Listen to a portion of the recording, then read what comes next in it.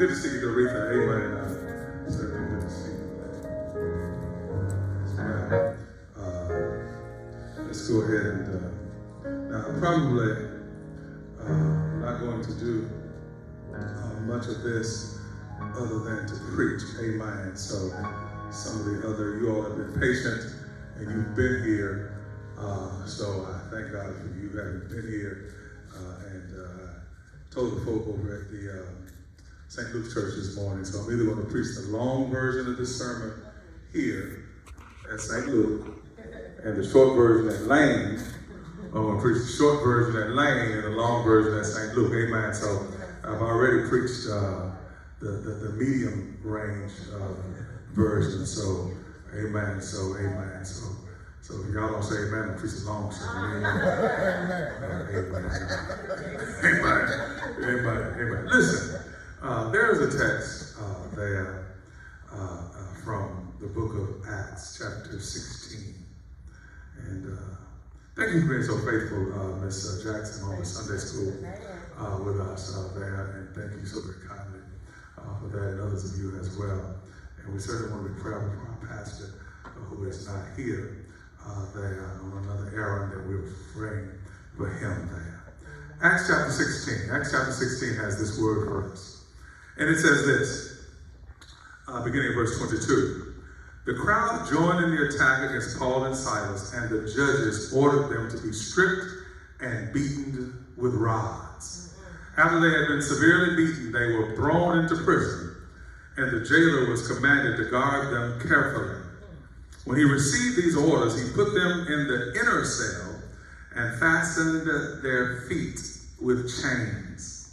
But at about midnight, Paul and Silas were praying and singing hymns to God, and the other prisoners were listening to them. I will raise a question here today. What are you going to do at midnight? What are you going to do at midnight? In 1947, the group of atomic and nuclear scientists, they came up with the concept of something called the Doomsday Clock. The Doomsday Clock was set up in 1947 with a group of nuclear atomic scientists and physicists who were to determine the nuclear risk. They were there to determine at what point was how close we were to what was called thermonuclear annihilation. And at that time, they set the clock at 11:53. The clock then in 1962 went up to, I believe, 11:59. And a situation where the Russians had placed nuclear warheads in Cuba, 90 miles off the coast of Florida. 11:59, the Bay of Pigs was the closest, according to those scientists, that we've become to nuclear annihilation. Right now, the same atomic scientists have come to the conclusion that due to terrorism and the risk of nuclear activities and the other risks of bioterrorism and bioweaponry, that the clock now stands at 11:58 and 30 seconds. According to these scientists, we are closer to midnight than we think, know, or believe. The truth of the matter is, we must understand that we are living in an age of midnight, because when you look around the surroundings, you will see that there is darkness all over the land. There's darkness right here, even in our city, when a 6-year-old child cannot go outside and play, amen, without getting shot. One must understand that we're living close to midnight. When we are afraid to go to the gas station and we have to lock our car and our purse in the trunk because somebody may rob us and take what we have, even trying to buy gas, we must understand that it is a midnight situation. Even when one cannot even go to the gas station without a fugitive who is on the run, shooting a customer, shooting the clerk, amen. We must understand that we're living in a midnight type of circumstance. I see here in this text that Paul and Silas find themselves incarcerated in jail in Philippi. Can I stop right here and tell you that Paul and Silas are not in prison for something that they did wrong. In fact, they are in prison because of something that they did right. When you back up to the earlier part of this chapter, you will find and you will see that there was a young girl who had a spirit of divination who was making money for the people in that town. Here was this young girl who was being trafficked, but and she was telling fortunes, amen. Don't act like you don't know what a fortune teller is, amen. I know you're in church, amen, but somebody went to see one about something a long time ago. You don't want nobody to know anything about it. You won't say amen, so it must be you, amen. Here in this text, here was this girl who was telling fortunes, and in the telling of fortunes, when she came across Paul and Silas, all she could say was, these are men of God. She saw them again and she said, these are men of God. She saw them again and she said, these are men of God. But look at what Paul and Silas do. They cast out the demon from this girl, and now she can no longer tell fortunes. And the people who made money off her began to get angry and upset. But look at what happens. I tell you, you don't have to get in trouble with folk for what you did wrong. Sometimes you can get in trouble with folk for what you did right, even in the very name of God. I wish I had somebody right along in here. You know what? I have a habit of watching prison documentaries, amen. And those who have been incarcerated for long periods of time will tell you that they fear and are afraid of the night.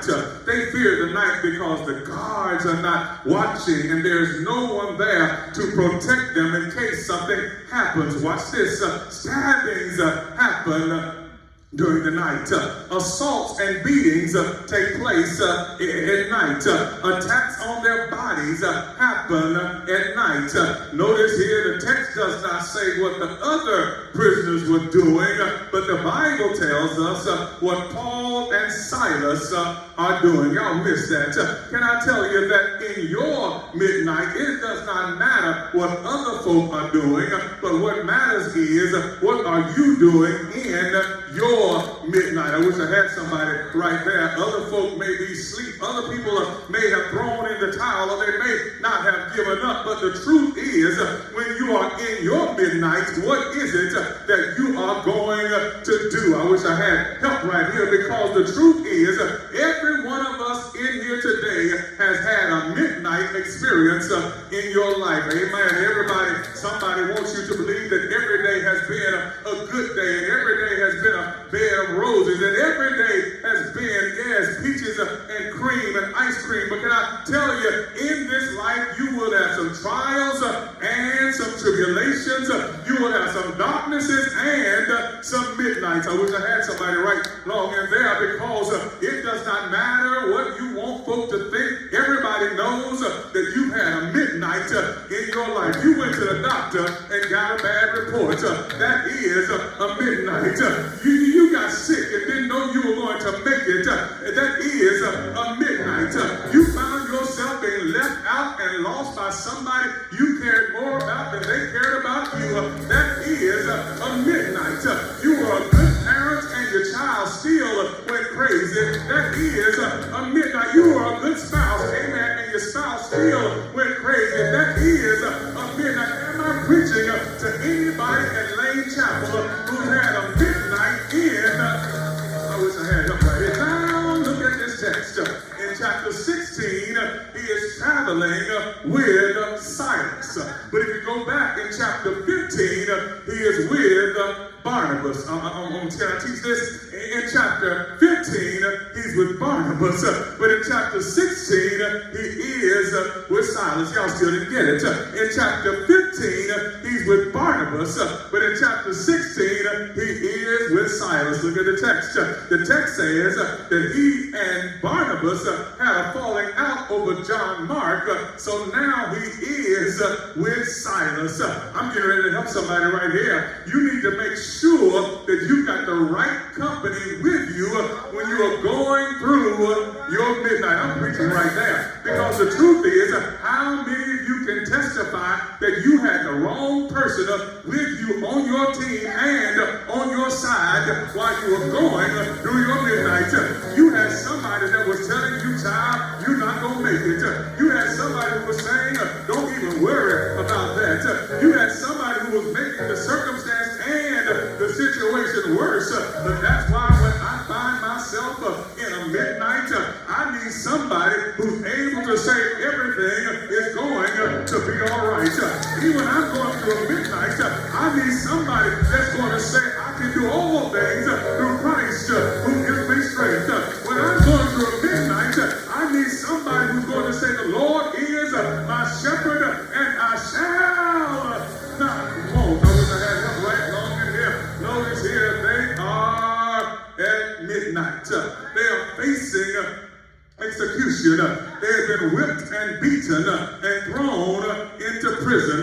For all they knew, they had the execution was waiting on them. But now in this midnight hour, look at what they do. They began to pray at midnight. They began to pray at midnight. Watch this. Now the reason they knew to pray at midnight is because they had been praying during the noonday. That went over somebody's head. The reason they knew to pray at midnight is because they had already been praying during the noonday. Well, my brothers and my sisters, you see the reason many of us cannot get a prayer through at midnight is because we were not praying during the daylight. Can I tell you, the time to start getting ready for midnight is when the sun is shining. You can't start praying when you get broke. You got to pray when there's some money in your pocket.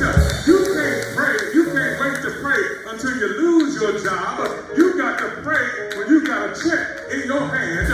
You can't wait to pray until the doctor has given up on you. You got to pray while you can run, jump, and give God some glory. Well, they prayed at midnight because they had been praying during the day. What will you do at your midnight? Notice here, children, midnight is only, it's between the morning and the night. It's in the middle. It's a period of darkness. It's between the a.m. and the p.m. But can I tell you something that might encourage somebody here, and that is that in this life, just know that midnights don't last always. As a matter of fact, midnight only lasts between 12 o'clock and 12:01. Y'all miss that.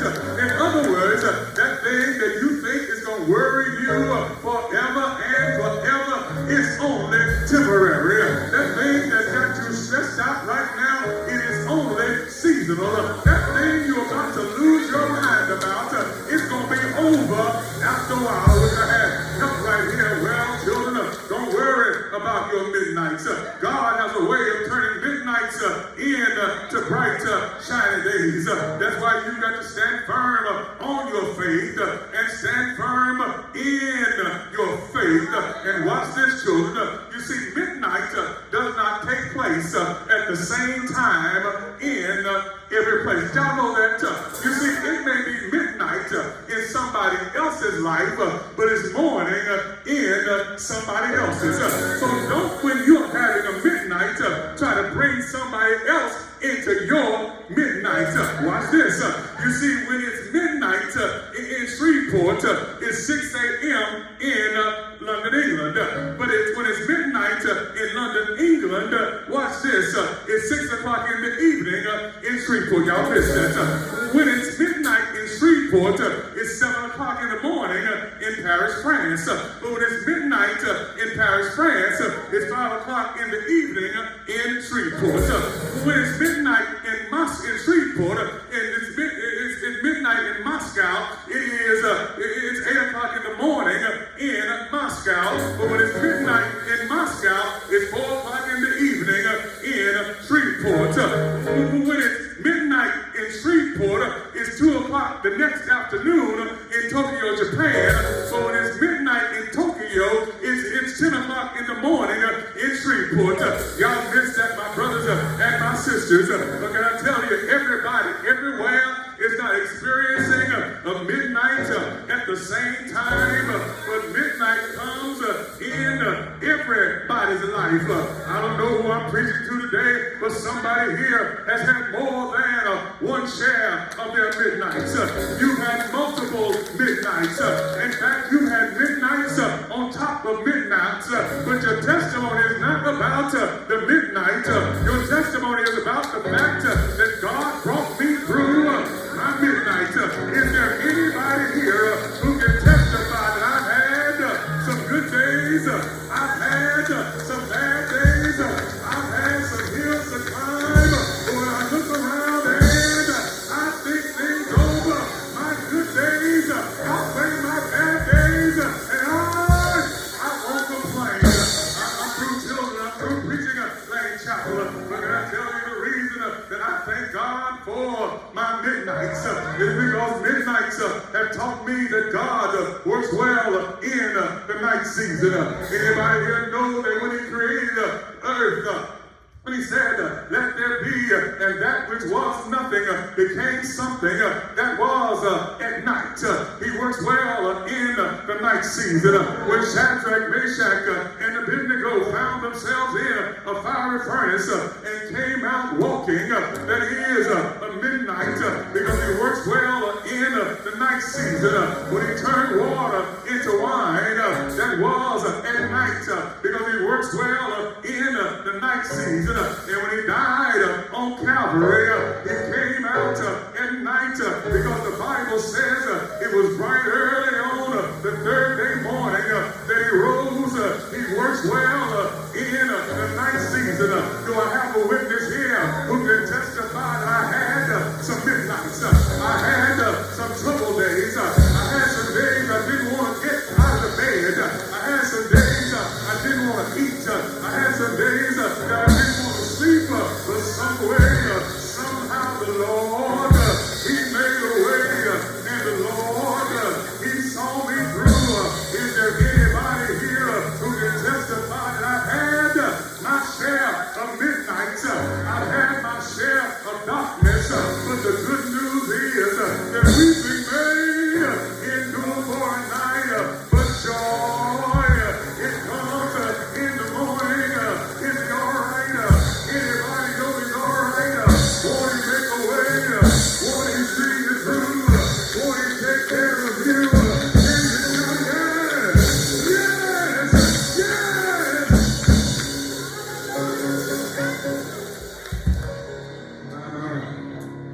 You can make it through your midnight. He'll bless you in your midnight. They thank God and they prayed at midnight. Yes. It's easy to thank God during the daytime. But every now and then you better learn how to thank God, even in your midnight. Because the truth of the matter is, many of us wouldn't be who we are if it had not been for our midnight. Thank God. Give God a hand of praise tonight. Thank God. Don't look at church over right now. There may be somebody who wants to come. There may be somebody who wants to come. Play something else. Play something real quick there, Preston. I know you got to go. I know you got to go. I know you got to go. Give me something there. We're gonna get communion in just a minute. Amen. Let's do something. There may be somebody there. There may be somebody there. There may be somebody. You've heard the word has been preached. It has been shared. It's been shared. It's been